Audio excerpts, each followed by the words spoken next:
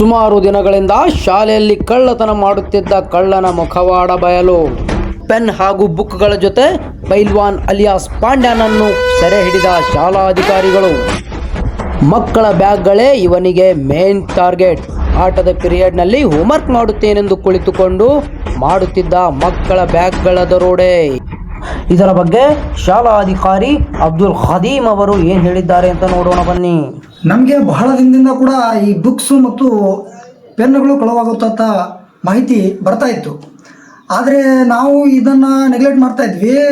ಹಾಗೆ ಕಂಪ್ಲೇಂಟ್ಸ್ಗಳು ಬಂದಾಗ ನಾವು ಇದಕ್ಕೆ ಅಂತ ಒಂದು ಜಾಲವನ್ನು ಸೃಷ್ಟಿ ಮಾಡಿದ್ವಿ. ಆ ಜಾಲದಲ್ಲಿ ಈ ಒಬ್ಬ ಏನಿದ್ದಾನೆ ಇವನು ಪೈಲ್ವಾನ್ ಅಲಿಯಾಸ್ ಪಾಂಡ್ಯ ಅನ್ನೋನು, ಅವನು ನಮ್ಮ ಜಾಲಕ್ಕೆ ಸಿಕ್ಕಾಕೊಂಡ. ಇವನು ಸುಮಾರು ಒಂದು 50 ಪೆನ್ಗಳು, 25 ನೋಟ್ಬುಕ್ಗಳು, ಒಂದು 8-10 ಕಂಪಾಸ್ಗಳನ್ನು ಕದ್ದಿರುವ ಮಾಹಿತಿ ನಮ್ಮ ತಂಡಕ್ಕೆ ಸಿಕ್ಕಿದೆ. ಇದಲ್ಲದೆ ಕೂಡ ಬೇರೆ ಬೇರೆ ಹುಡುಗರ ಬ್ಯಾಗ್ಗಳಿಗೆ ಕೈ ಹಾಕಿದ್ದು ಫಿಂಗರ್ ಪ್ರಿಂಟ್ ಮೂಲಕ ಗೊತ್ತಾಗಿದೆ. ಇದನ್ನು ನಾವು ಹೆಚ್ಚುವರಿ ತನಿಖೆಗಾಗಿ ಕೊಟ್ಟಿದ್ದೇವೆ. ಅದಲ್ಲದೆ ಈ ಒಬ್ಬ ಏನು ಈ ಪಾಂಡ್ಯ ಅನ್ನೋನು ಸಿಕ್ಕಾಕೊಂಡಿದ್ದಾನೆ, ಅವನು ಸಿಕ್ಕಾಕೊಂಡಿದ್ದ ಹಿನ್ನೆಲೆಯಲ್ಲಿ ಅವನ ಸಹಚರರು ಕೂಡ ಒಂದು 4-5 ಜನ ಪರಾರಿಯಾಗಿದ್ದಾರೆ ಅನ್ನೋ ನ್ಯೂಸ್ ಇದೆ. ಅವರನ್ನು ಕೂಡ ಅತಿ ಬೇಗನೆ ಹಿಡಿದಾಕ್ತೀವಿ. ಇಂತಹ ದುಷ್ಕರ್ಮಿಗಳಿಗೆ ಆದಷ್ಟು ಬೇಗ ಶಿಕ್ಷೆಯಾಗಲಿ. ನೋಡ್ತಾ ಇರಿ ಕೆಲಸ ಇಲ್ಲಾರ್ದ ಟಿವಿ.